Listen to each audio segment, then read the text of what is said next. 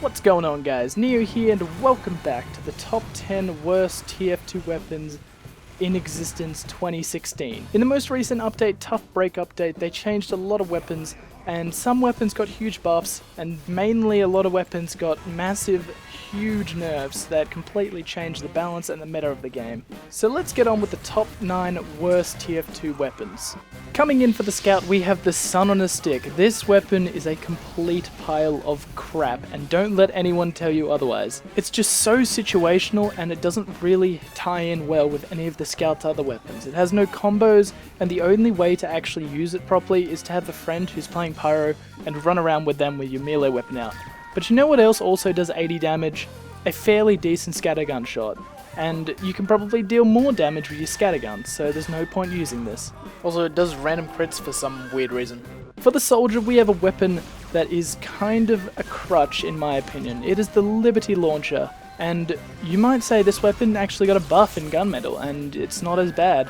But it's still really bad, considering the fact that you can't actually kill an opponent with 2 rockets if you perfectly aim them, and also the fact that the projectiles fly faster, which in my opinion is a bad thing because if you play soldier you get used to the projectile speed, and once you change it, it messes you up entirely. So if you're learning to play soldier, don't use this weapon.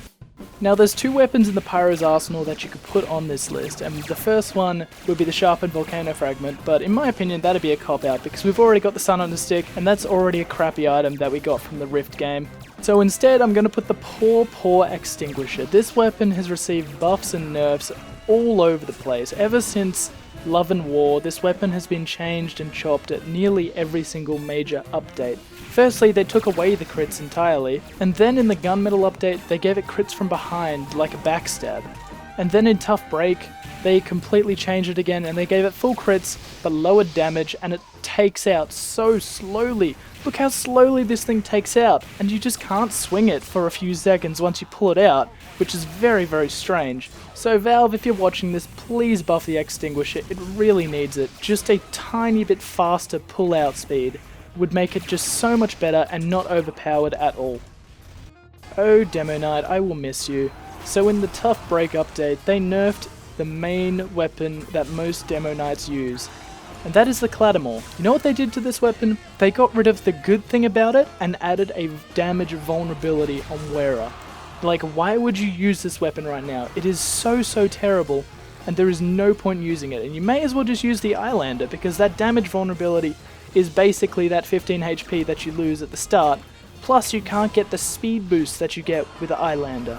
So in my opinion, the Claddagh is a completely trash weapon now, and no one should be using it ever. There is only one reason for using this heavy weapon. For the lols, and that is the fists. Yes, even the Holiday Punch, in my opinion, is a better weapon than this because you can stun an opponent for 5 seconds, making them laugh, and then taunt killing them. How embarrassing is that when you get taunt killed by that thing?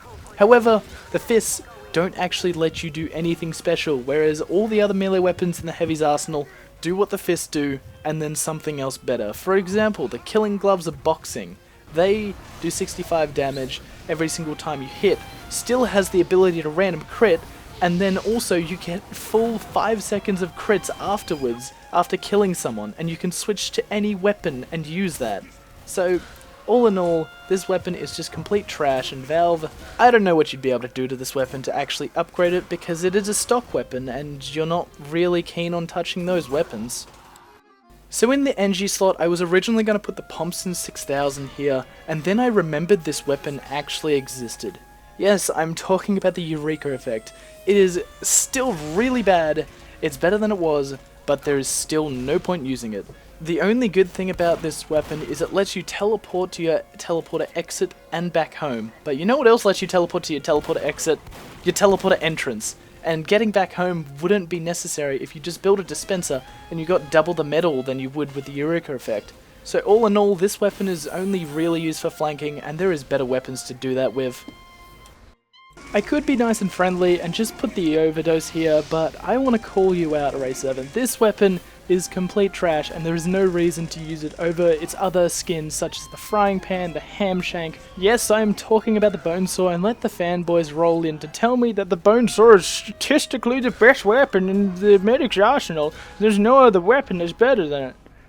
Seriously, 20% slower firing speed with the Uber saw means absolutely nothing. Plus, if you actually get a successful swing off, that can save you from 10 to 20 seconds off your Uber charge time. It might be fun to use when you're just playing Battle Medic, but if you're playing with your team, the Uber saw is the best option for everyone else. Sniping's a good job, mate. Unless you're using the classic, because this weapon is absolutely atrocious, and sniping with it is not a good job. Seriously, they decided to make a weapon that you could no-scope, but only get headshots on fully charge. So you have to stand there walking slowly for about 4 seconds before getting your charge. By that time, the other sniper on the other team will already have lined up their headshot, got the pick on you, and started sniping the rest of your team.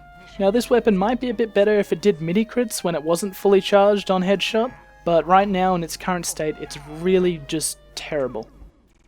There are not many weapons in the Spy's arsenal that are actually that bad. All of them have their own unique ability and do something completely different to the other weapons, and none are really bad now ever since the Big Earner got upgraded and given the speed boost, which makes it one of the best spy knives in the game. So all the knives are unique, but how about the revolvers? Well, the stock is the stock. The Let Ranger gives you extra cloak time and the ability to regain cloak by shooting people. The Ambi is, well, the Ambi, and it headshots people, does shitloads of damage. The Diamondback lets you store crits, like the Frontier Justice. Annoying, although yet very effective. So all that leaves is the poor Enforcer. Yes, this thing is now basically the poor man's revolver. And why would you equip this thing? I do not know. It gives you 20% extra damage while you're disguised, which is only one shot. And usually if you're shooting people with your gun, that means you've been spotted and you can't go for the backstab anymore.